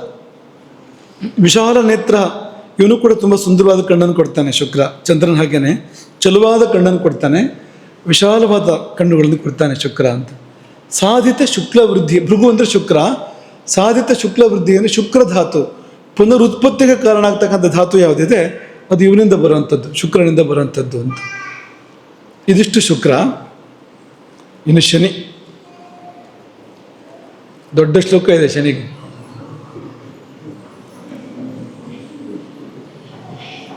ಶನಿ ಅಂದರೆ ಕಡಿಮೆ ಅಂತ ಅನ್ಕೊಂಡಿದ್ದಾರೆ ನೀವು. ಮೊದಲನೇ ಶಬ್ದ ನೋಡಿ, ಪಂಗುಹು ಅಂತ, ಕುಂಟ ಅಂತ, ಅಲ್ಲಿಂದ ಪ್ರಾರಂಭ ಅಂತ. ಶನಿ ತೊಂದರೆ ಕೊಟ್ಟರೆ ತೊಂದರೆ ಕಾಲಿಗೆ ಬರುತ್ತೆ. ಯಾವಾಗಲೂ ಕಾಲಿನ ಸಮಸ್ಯೆಗಳು ಬಂತು ಅಂದರೆ ಅದು ಶನಿಯಿಂದ ಬಂತು ಅಂತ ಅಂದ್ಕೊಳ್ಬೇಕು. ಒಂದು ಕಾಲು ನೋಯ್ತಾ ಇದೆ, ಕಾಲಿಗೆ ಏನೋ ತೊಂದರೆ ಆಗಿದೆ, ಕಾಲು ಕುಂಟ ಆಯಿತು ಅಂದರೆ ಶನಿನೇ, ಅದು ಸಂಶಯನೇ ಬೇಡ ಅನ್ನೋದಕ್ಕೆ ಅಂತ. ಹಾಗಾಗಿ ಪಾದಕಾರಕ ಅವನು. ಪಂಗುಹು ಅಂತ, ಕುಂಟ ಅಂತ. ನಿಮ್ನ ವಿಲೋಚನ ಅಂತ, ದೃಷ್ಟಿ ಹೀಗೆ ಹೋಗುತ್ತೆ ಯಾವಾಗಲೂ, ಹೀಗೆ ಹೋಗೋದಿಲ್ಲ, ಅದು ಹೀಗೆ ಹೋಗುತ್ತೆ ಅಂತ, ಕೆಳಗೆ ಇರುತ್ತೆ ಅಂತ ಯಾವಾಗಲೂ ಅಂತ. ಲಜ್ಜೆಯಿಂದ ದೃಷ್ಟಿ ಕೆಳಗಾಗೋದು ಬೇರೆ, ಅದಲ್ಲ ಇದು. ಇದು ಸುಮ್ಮನೆನಾದರೂ ಕೂಡ ದೃಷ್ಟಿ ಹೀಗೆ ಹೋಗುತ್ತೆ ಅಂತ, ಕೆಳಗೆ ಹೋಗುತ್ತೆ ಅಂತ, ಕಣ್ಣು ಹೋಗೋದೇ ಹಾಗೆ ಅಂತ. ನಿಮ್ನ ವಿಲೋಚನ ಅಂತ. ಮತ್ತು ಸ್ವಲ್ಪ ಕೆಟ್ಟ ಕಣ್ಣು, ಕೆಟ್ಟದನ್ನು ನೋಡೋ ಕಣ್ಣು, ನೋಡಿದ್ರೆ ಕೆಟ್ಟದಾಗೋ ಕಣ್ಣು ಅಂತಂದ್ರೆ ನೀವು ಇಲ್ಲಿ ಚಿಂತನೆ ಮಾಡ್ಬೋದು ಇದರಿಂದ. ಕೃಷತನು ಸಪೂರ ಅಂತ, ಶನಿಯಿಂದ ಯಾರೂ ಸ್ಥೂಲ ಆಗೋದಿಲ್ಲ. ಶನಿ ಪ್ರಭಾವ ಬೀಳಿದ್ರೆ ಸಪೂರ ಆಗ್ತಾರೆ, ಉದ್ದನೂ ಆಗ್ತಾರೆ. ಜೊತೆಯಲ್ಲಿ ಉದ್ದ ಹೋಗಕ್ಕೆ ಯಾವ್ದಾದ್ರು ಬೇರೆ ಗ್ರಹ ಬಿಡದೆ ಹೋದರೆ ಸಪೂರ ಆಗ್ತಾರೆ, ಅದು ಮಾತ್ರ ಆಗ್ತಾರೆ. ಎರಡು ಮೂರು ಗ್ರಹಗಳ ಪ್ರಭಾವ ಸೇರಿದಾಗ ಏನಾಗುತ್ತೆ ಅಂತ ನೋಡಬೇಕು ಅಂತ. ಹಾಗೆ ಇವನು ಮುಖ್ಯವಾಗಿ ಅವನು ಸಪೂರ ಮಾಡ್ತಾನೆ. ಯಾಕೆಂದರೆ ವಾತಧಾತು ಶನಿಗಿರುವಂಥದ್ದು. ವಾತಧಾತು ನಮ್ಮನ್ನು ಕೃಶಗೊಳಿಸುವಂಥ ಧಾತು ಅದು. ಹಾಗಾಗಿ ಕೃಷತನು ದೀರ್ಘ, ಉದ್ದ. ಉದ್ದ ಅಂದರೆ ಅಷ್ಟು ಸರಿ ಇಲ್ಲ, ಸಂಸ್ಕೃತದಲ್ಲಿ ಚೆನ್ನಾಗಿದೆ. ದೀರ್ಘ ಅಂದರೆ ಆ ಅರ್ಥ ಬರುತ್ತೆ ಸ್ವಲ್ಪ, ಆ ಮಾತು ಶಬ್ದ ಕೇಳ್ಬೇಕಾದ್ರೆ. ಉದ್ದ ಅಂದರೆ ಬೇಗ ಮುಗಿದೋಗುತ್ತೆ ಅದು. ಉದ್ದ ಮಾಡಿದರೆ ಸರಿಯಾಗತ್ತೆ ಅದು. ದೀರ್ಘ ಸಿರಾಲಹ ಅಂತ. ಈ ಶನಿ ಲಕ್ಷಣ ಹೇಗೆ ಗೊತ್ತಾಗುತ್ತೆ ಅಂದರೆ, ಮೈಯಲ್ಲೆಲ್ಲ ನರಗಳು ಎದ್ದು ಕಾಣುತ್ತೆ ನೋಡಿ. ಎಲ್ಲಿ ಮೈಯಲ್ಲಿ ನರಗಳು ಎದ್ದು ಕಾಣುತ್ತೆ ಅದೆಲ್ಲ ಶನಿ ಪ್ರತಾಪ ಅಂತ. ಈಗ ವಯಸ್ಸಾದ್ಮೇಲೆ, ಮುಪ್ಪಾದ್ಮೇಲೆ ಏನಾಗುತ್ತೆ ಹೇಳಿ, ಅದು ಶನಿ ಆ ಮುಪ್ಪಿಗೆ ಕಾರಕ ಅವನು ಅಂತ. ಮುಪ್ಪು ಕೊಡೋ ಗ್ರಹವೇ ಶನಿ ಅಂತ, ಮುದುಕರನ್ನು ಸೂಚನೆ ಮಾಡೋ ಗ್ರಹ ಶನಿ ಅಂತ. ಹಾಗಾಗಿ ಆ ಲಕ್ಷಣ ಬರೋದು, ಶನಿ ಲಕ್ಷಣ ಬರುವಂಥದ್ದು. ಯಾರಾದರೂ ಮುದುಕರಾದಾಗ ದಪ್ಪಾಗ್ತಾ ಹೋಗ್ತಾರೆ ಸಾಮಾನ್ಯವಾಗಿ. ಯಾವ್ದಾದ್ರು ಕಾಯಿಲೆ ಕಾರಣಕ್ಕೆ ಬೇರೆ ಕಾರಣಕ್ಕೆ ಆಗ್ಬೋದು. ಸಾಮಾನ್ಯ ನಿಯಮ ಅದು ಕ್ಷಯಿಸ್ತಾ ಹೋಗುತ್ತೆ ಅದು ಅಂತ, ಸಪುರ ಆಗ್ತಾ ಹೋಗ್ತಾರೆ ಅವರು ಅಂತ. ಹಾಗಾಗಿ ಸ್ಥಿರಾಲಹ ನರನಾಡಿ. ಈಗ ಇವತ್ತಿನ ಕಾಲದಲ್ಲಿ ಇದು ಮಾಡ್ತಾರಲ್ಲ, ಏನು ದೇಹದಾರ್ಢ್ಯ ಪಟುಗಳು ಅಂತ, ಅವರು ಇದೆಲ್ಲ ಎದ್ದು ಕಾಣೋ ಥರ ಮಾಡ್ಕೊಳ್ತಾರಲ್ಲ, ಏನು ಸ್ನಾಯುಗಳು ಎದ್ದು ಕಾಣೋ ಥರ, ಅದು ಶನಿ. ಅದು ಆ ಸ್ನಾಯುಗಳು ಎದ್ದು ಕಾಣೋ ಭಾಗ ಇದೆಯಲ್ಲ, ದಪ್ಪ ಇರೋ ಭಾಗ ಅಲ್ಲ, ಸ್ನಾಯುಗಳು ಎದ್ದು ಕಾಣೋ ಭಾಗ ಶನಿ ಅದು ಅಂತ. ಅದೇನು ಅನುಕೂಲಕ್ಕಿರೋದಲ್ಲ, ಅದು ಒಳ್ಳೆದಕ್ಕಿರೋದಲ್ಲ. ಸಿರಾಲಹ ಅಲಸಹ. ಆಮೇಲೆ ಮಾಡಿದ್ರೆ ಆಯ್ತು, ನಾಳೆ ಮಾಡಿದ್ರೆ ಆಯ್ತು, ನಿದ್ದೆ ಬರ್ತಾ ಇದೆ, ಬಿಡು ಇರಲಿ ಬಿಡು ನೋಡ್ಕೊಳ್ಳೋಣ, ಇದೆಲ್ಲ ಶನಿ. ಸಾಕು, ಆ ಸಾಕು ಶಬ್ದ ಬಂತು ಅಂದ್ರೆ ಶನಿನೇ ಅದು. ಅದು ಚಂದ್ರ ನಿದ್ರೆಗೆ ಕಾರಕ, ನಿದ್ದೆ ಚಂದ್ರ ಕೊಡ್ತಾನೆ, ತೂಕಡಿಕೆಯನ್ನು ಶನಿ ಕೊಡ್ತಾನೆ ಅಂತ. ಹಾಗಾಗಿ ನೀವು ಓದ್ಬೇಕಾದ್ರೆ ಹಿಂಗಾಯ್ತು ಅಂದರೆ ಅದು ಶನಿ ಬಂದ ಅಂತ ಲೆಕ್ಕ. ಕೆಲವ್ರಿಗೆ ಹಾಗಾಗತ್ತಲ್ವ, ಪುಸ್ತಕ ಹಿಡಿದು ಬಿಟ್ರೆ ಸಾಕು ಅಂತ, ಬಂತಂತ ಲೆಕ್ಕ ಅಂತ. ಪುಸ್ತಕ ಪಕ್ಕಕ್ಕಿಟ್ರೆ ನಿದ್ದೆನೂ ಇಲ್ಲ ಏನೂ ಇಲ್ಲ ಅಂತ. ಅದು ಬಿಡಿಸಿದ್ರೆ ಅದ್ರೊಳಗೆ ಇರುತ್ತೋ ಏನ್ಕೋತೀವೋ ಗೊತ್ತಿಲ್ಲ ಅಂತ ಸೀದಾ ಬಂತು ಅಂತಲೇ ಅರ್ಥ ಅದು ಅಂತ ಅಲ್ವಾ. ನಿಮಗೆಲ್ಲ ಬೇಕಾಗುತ್ತೆ ಇದು ಅಂತ. ಅಲಸಹ ಅಂತ, ಆಲಸ್ಯ ಜಾಡ್ಯ ಒಂಥರ ಅದನ್ನು ಕೊಡ್ತಾನೆ ಶನಿ. ಹಾಗಾಗಿ ಗ್ರಹಗಳಲ್ಲಿ ತುಂಬ ದುಡುಕು ಯಾರು ಅಂದರೆ ಕುಜ. ಅದು ತಪ್ಪೋದು, ಆ ಥರ ದುಡುಕು ಇರಬಾರ್ದು. ಮತ್ತು ದೀರ್ಘಸೂತ್ರ ಅಂತ ಹೇಳ್ತಾರೆ ಸಂಸ್ಕೃತದಲ್ಲಿ, ಅಂದರೆ ಮಾಡಬೇಕಾದ ಸಮಯಕ್ಕೆ ಕೆಲಸ ಮಾಡದೇ ಇರೋದು, ತಡ ಮಾಡ್ತಾ ಹೋಗೋದು. ಇವತ್ತು ಮಾಡೋದು ನಾಳೆ ಮಾಡೋದು, ಮುಂದಿನ ವಾರ ಮಾಡೋದು, ದೀರ್ಘಸೂತ್ರ ಅಂತ. ತುಂಬ ದೋಷ ಇದು ಒಂದು, ಶನಿಯಿಂದ ಬರುತ್ತೆ ಅದು. ಆ ತುದಿ ಯಾರು ಈ ತುದಿ ಅಂತ. ಕುಜ ಆ ತುದಿ ಹೋಗಿ ತೊಂದರೆ ಕೊಟ್ಟರೆ ಶನಿ ಈ ಕಡೆ ಬಂದು ತೊಂದರೆ ಕೊಡ್ತಾನೆ. ಕೃಷ್ಣಾಂಗ ಶರೀರ ಪೂರ್ತಿ ಕಪ್ಪೆ, ಕಪ್ಪು ಶರೀರ ಅಂದರೆ ಕಪ್ಪು ಅಂದ್ರೆ ಕಪ್ಪು. ತೊಳೆದಿಟ್ಟೆ ಯಜ್ಞೇಶ್ವರ ಅಂತ, ಆ ಥರ ಕಪ್ಪು. ಒಳ್ಳೆ ಶಬ್ದದಲ್ಲಿ ಹೇಳಿ ಅದನ್ನು ಅಂತ. ಬೇಜಾರಾಗತ್ತೆ ಕಪ್ಪು ಕಪ್ಪು ಅಂತಂದ್ರೆ. ಹಾಗಾಗಿ ಹೇಗಿದ್ದೇನು ತೊಳೆದಿಟ್ಟು ಯಜ್ಞೇಶ್ವರನಾಗಿದೆಯಾ ಅಂದರೆ ಸ್ವಲ್ಪ ಖುಷಿಯಾಗತ್ತೆ, ಅರ್ಥ ಆಗದೆ ಇದ್ರೆ ಅದೇನಂತ. ಕೃಷ್ಣಾಂಗ ಪವನಾತ್ಮಕ ಅಂದರೆ ವಾತಧಾತು ಸ್ವರೂಪ ಅವನು. ಪವನ ವಾತ, ವಾತಧಾತು ಸ್ವರೂಪ ಅಥವಾ ವಾತದೋಷ, ತ್ರಿದೋಷಗಳ ಪೈಕಿಯಲ್ಲಿ ವಾತ ಅದು ಒಂದು. ಅತಿ ಪಿಶುನಃ. ಪಿಶುನ ಅಂದ್ರೆ ಗೊತ್ತಾ ನಿನಗೆ? ಚಾಡಿ ಹೇಳೋದು ಮುಖ್ಯವಾಗಿ, ಇಬ್ಬರನ್ನ ಬೇರೆ ಮಾಡೋದು, ಚಾಡಿ ಹೇಳೋದು. ಮತ್ತು ಬೆನ್ನಿಗೆ ಚೂರಿ ಹಾಕೋದು ಅಂತ ಹೇಳ್ತಾರಲ್ಲ, ಅದು ಪಿಶುನ ಅಂದರೆ. ಸ್ವಲ್ಪ ಒಂದು ಕೆಟ್ಟವನು ಅಂತ ಅರ್ಥ ಅದು. ಪಿಶುನ ಅಂದರೆ ನಿರ್ದಿಷ್ಟವಾಗಿ ಹೇಳಬೇಕು ಅಂದರೆ ಚಾಡಿ ಹೇಳೋದು ಅಂತ, ಅದ್ರ ಪಕ್ಕ ಹೇಳ್ಬೋದು ಅದನ್ನು. ಅದೇ ಥರದ ಗುಣಗಳು ಅಂತ, ಅದಕ್ಕೆ ಪಿಶುನಃ ಅಂತ ಹೇಳ್ತಾರೆ. ಇದು ಅತಿ ಪಿಶುನಃ ಅಂತ. ಸ್ನಾಯುವಾತ್ಮಕ, ಸ್ನಾಯುಗಳೆಲ್ಲ ಶನಿಯಿಂದಲೇ ಬೇಕು ಅವನು, ಶನಿಯಿಂದ. ಇದ್ದಿದ್ರೆ ಹೇಳೋಕೆ ಆಗೋದಿಲ್ಲ. ಸ್ನಾಯುವಾತ್ಮಕ ನಿರ್ಘೃಣ, ಕರುಣೆಯೇ ಇಲ್ಲ. ಮತ್ತು ಜುಗುಪ್ಸೆಯೂ ಇಲ್ಲ ಅಂತ. ಜುಗುಪ್ಸೆ ಅಂತಾಗತ್ತಲ್ಲ, ಚೀ ಅಂತಾಗತ್ತಲ್ಲ, ಅದಿಲ್ಲ ಅಂತ. ಈಗ ಬೈಬೇಕಾದ್ರೆ ಹಿಂದೆಲ್ಲ ಒಂದು ಶಬ್ದ ಇತ್ತು, ನಾಚಿಕೆ ಕೆಟ್ಟವನೇ ಅಂತ ಬೈತಿದ್ರು ಹಿಂದೆ. ಈಗೆಲ್ಲ ಬೈತಾರೆಲ್ಲ ಗೊತ್ತಿಲ್ಲ ಆ ಶಬ್ದ ಹೇಳಿ. ಎಲ್ಲ ಆಂಗ್ಲ ಶಬ್ದಗಳು ಬಂದಿರ್ಬೋದು ಬೈಯಕ್ಕೆಲ್ಲ, ಅದು ಹೋಗಿ ಈಗ ಮರ್ಯಾದೆ ಬಿಟ್ಟವನೇ, ನಾಚಿಕೆ ಕೆಟ್ಟವನೇ ಅಂತೆಲ್ಲ ಹೇಳ್ತಿದ್ರಲ್ಲ ಹಿಂದೆ. ಈ ಗ್ರಹ ಕೊಡುತ್ತೆ ಅದನ್ನ. ಈಗ ನಿರ್ಘೃಣ, ಘೃಣ ಅಂದರೆ ಕರುಣೆನೂ ಆಗುತ್ತೆ, ಘೃಣ ಅಂದರೆ ಜುಗುಪ್ಸೆ ಅದು ಆಗತ್ತೆ. ಆಗ ಕೆಲವರಿಗೆ ಕೊಳಕು ಅಂತಲೇ ಇರೋದಿಲ್ಲ ನೋಡಿ ಅಂತ, ಹೋಗಿ ಕೊಳಕಿನ ಜೊತೆಗೆ ಇದ್ಬಿಡ್ತಾರೆ ನೋಡಿ ಅಂತ, ಆ ಥರ ಮಾಡಿಸ್ತಾನೆ ಅಂತ. ಮೂರ್ಖ, ಬುದ್ಧಿ ಇಲ್ಲದೆ ಇರೋ ಥರ ಮಾಡ್ತಾನೆ ಅಂತ. ಶನಿಗೆ ಬುದ್ಧಿ ಇಲ್ಲ ಅಂತ ಅನ್ಕೋಬೇಡಿ ನೀವು, ಹಂಗೆ ಮಾಡ್ತಾನೆ ಅಂತ. ನಮ್ಮ ಪ್ರಭಾವ ಬೀರಿದರೆ ಬುದ್ಧಿ ಕಡಿಮೆ ಆಗುತ್ತೆ, ಹೇಳಿದ್ರೆ ಅರ್ಥ ಆಗೋದಿಲ್ಲ. ಮೂರ್ಖ ಅಂದ್ರೆ ಏನು, ಅರ್ಥ ಮಾಡ್ಕೊಳ್ಳೋದಿಲ್ಲ ಅಂತ, ಹೇಳಿದರೆ ಅಂತ ತಿಳ್ಕೊಡೋದಿಲ್ಲ ಅಂತ. ಮೂರ್ಖ. ಸ್ಥೂಲ ನಖದ್ವಿಜ, ಉಗುರು ದಪ್ಪ ಆಗತ್ತೆ. ಉಗುರಿನ ಮೇಲೆ ಶನಿ ಪ್ರಭಾವ ಬಂತು ಅಂದರೆ ದಪ್ಪ ದಪ್ಪ ದಪ್ಪ ಉಗುರಿರುತ್ತೆ. ಆಮೇಲೆ ಹಲ್ಲು ದಪ್ಪ ಆಗತ್ತೆ ಅಂತ, ಅಂದರೆ ದೊಡ್ಡ ದೊಡ್ಡ ಹಲ್ಲುಗಳು, ದೊಡ್ಡ ದೊಡ್ಡ ಉಗುರುಗಳು, ದಪ್ಪ ಉಗುರುಗಳು ಶನಿಯಿಂದ ಬರುತ್ತೆ. ಶನಿ ನೋಡ್ರಿ ಅಂದರೆ ನಿಮ್ಮ ಕೈ ಕಾಲಲ್ಲಿ ನೋಡ್ಕೋತಾ ಇದ್ದೀರಲ್ಲ ನೀವು, ಒಳ್ಳೆ ಅಲ್ಲೇ ಶುರುವಾಯ್ತು ಅಂತ. ಹೇಗಿದೆ ನಂದು ಶನಿನ ಬುಧನ ಯಾವುದು? ಸ್ಥೂಲ ನಖದ್ವಿಜ, ದ್ವಿಜ ಅಂದರೆ ಹಲ್ಲು. 2 ಸಾರಿ ಹುಟ್ಟತ್ತಲ್ವ ಅದು, 2 ಸಾರಿ ಹುಟ್ಟೋದು. ಆಮೇಲೆ ಹಲ್ಲು ಬಿದ್ದೋಗೋ ಕೆಲಸ ಏನು ಮಾಡಬಾರ್ದು, ಮತ್ತೆ ಹುಟ್ಟೋದಿಲ್ಲ ಆಮೇಲೆ ಅದು. ಪರುಷ ರೋಮಾಂಗ, ರೋಮಗಳೆಲ್ಲ ತಲೆಗೂದಲು ಬಂತು, ಒರಟಾಗತ್ತೆ. ಶನಿಯ ಪ್ರಭಾವದಲ್ಲಿ ಬಂದವು ಅಂದರೆ ಕೂದಲುಗಳು ತುಂಬ ಒರಟಾಗತ್ತೆ.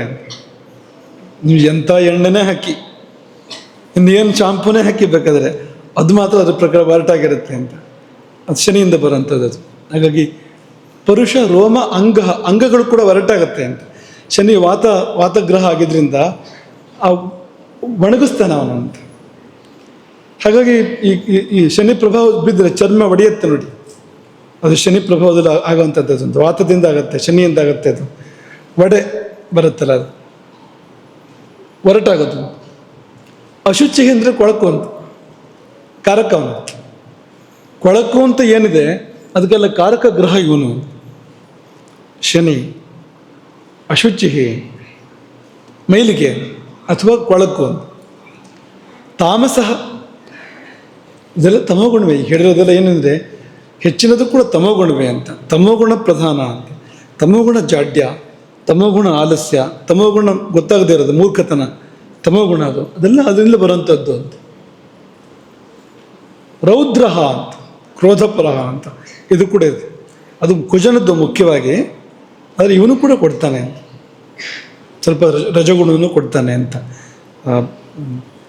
ವಿವೇಕ ಇಲ್ಲದೆ ಇರೋಂಥ ಸುಮ್ಮನೆ ಸಿಟ್ಟು, ಕ್ರೋಧಪರಹ ಅಂದರೆ ಸುಮ್ಮನೆ ಸಿಟ್ಟು ಮಾಡೋದು ಅಂತ, ಅದೆಲ್ಲ ಬರುತ್ತೆ ಅವನಿಂದ. ಜರಾ ಪರಿಣತಃ, ಹಣ್ಣು ಮುದುಕ ಅಂತ. ಪೂರ್ಣ ಶನಿ ಪ್ರಭಾವ ಬಂತು ಅಂದರೆ ಹಣ್ಣು ಮುದುಕ ಅನ್ನೋ ಥರ ಮಾಡ್ತಾನೆ ಅವನು.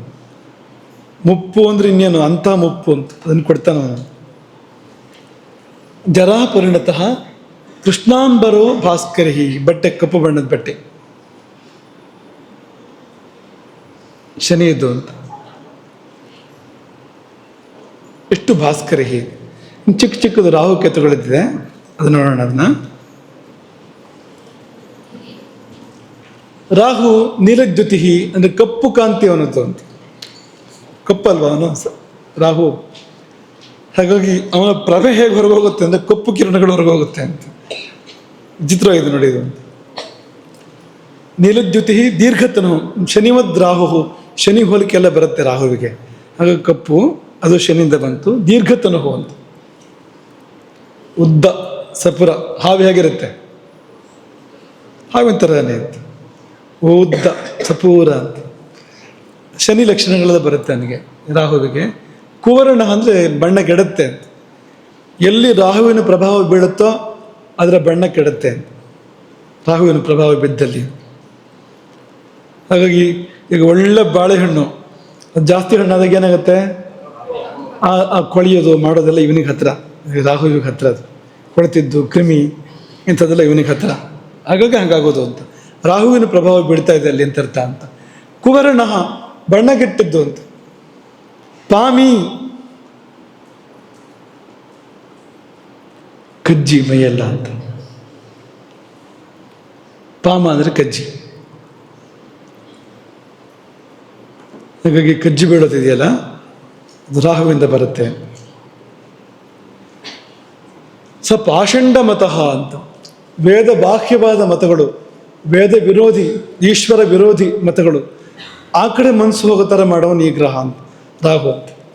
ಆ ಮತಗಳನ್ನು ಸೂಚನೆ ಮಾಡ್ತಾನೆ ಇವನು ಅಂತ. ಹಿಕ್ಕ ಬಿಕ್ಕಳಿಕೆ ಅವನಿಂದ ಬರುತ್ತೆ, ರಾಹುವಿಂದ ಬರುತ್ತೆ. ಬಿಕ್ಕಳಿಕೆ ಆದಾಗ ಏನು ಮಾಡ್ತೀರಿ? ನೀರು ಯಾವುದು? ನೋಡಿ, ಅದು ಅಷ್ಟು ತದ್ವಿರುದ್ಧ ಒಂದಕ್ಕೊಂದು ನೋಡಿ ಅಂತ. ಆಮೇಲೆ ಅಸತ್ಯವಾದಿ,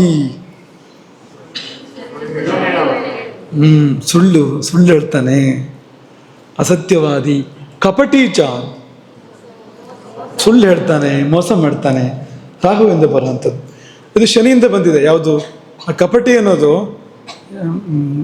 ಶನಿ ವಂಚನೆ ಅಂತ, ವಂಚನೆಗೆ ಕಾರಕ ಅವನು ಶನಿ ಅಂತ. ಹಾಗಾಗಿ ಅಲ್ಲಿಂದ ಬಂದಿದೆ ರಾಹುವಿಗೆ. ಅದು ಕಪಟೀಚ ರಾಹು ಕುಷ್ಠಿ,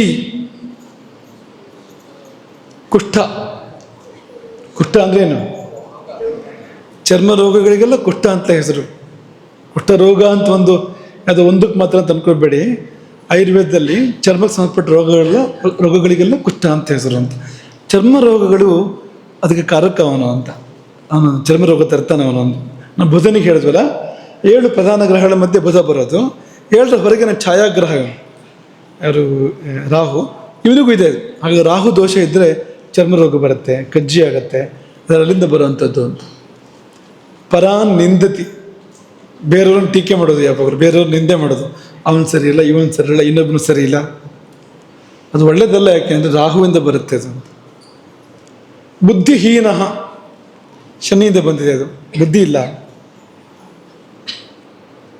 ನೀವು ರಾಹು ಬುದ್ಧಿಹೀನ ಆದರೆ ರಾಹುಗೆ ಯಾಕೆ ಪೂಜೆ ಮಾಡಬೇಕು ಅಂತ ಕೇಳಬೇಡಿ. ಅದನ್ನು ಕೊಡ್ತಾನೆ ಅವನು. ರಾಹು ಪೂಜೆ ಮಾಡಿದರೆ ಅವನು ಅದನ್ನು ಕಡಿಮೆ ಮಾಡ್ತಾನೆ. ಕೊನೆಯದು ಕೇತು ಒಂದನ್ನು ಹೇಳಿ ನಿಲ್ಲಿಸೋಣ ಇವತ್ತು. ಕೇತುವಿಗೆ ಕೆಂಪು ಕಣ್ಣು, ತೀಕ್ಷ್ಣ ತುಂಬ.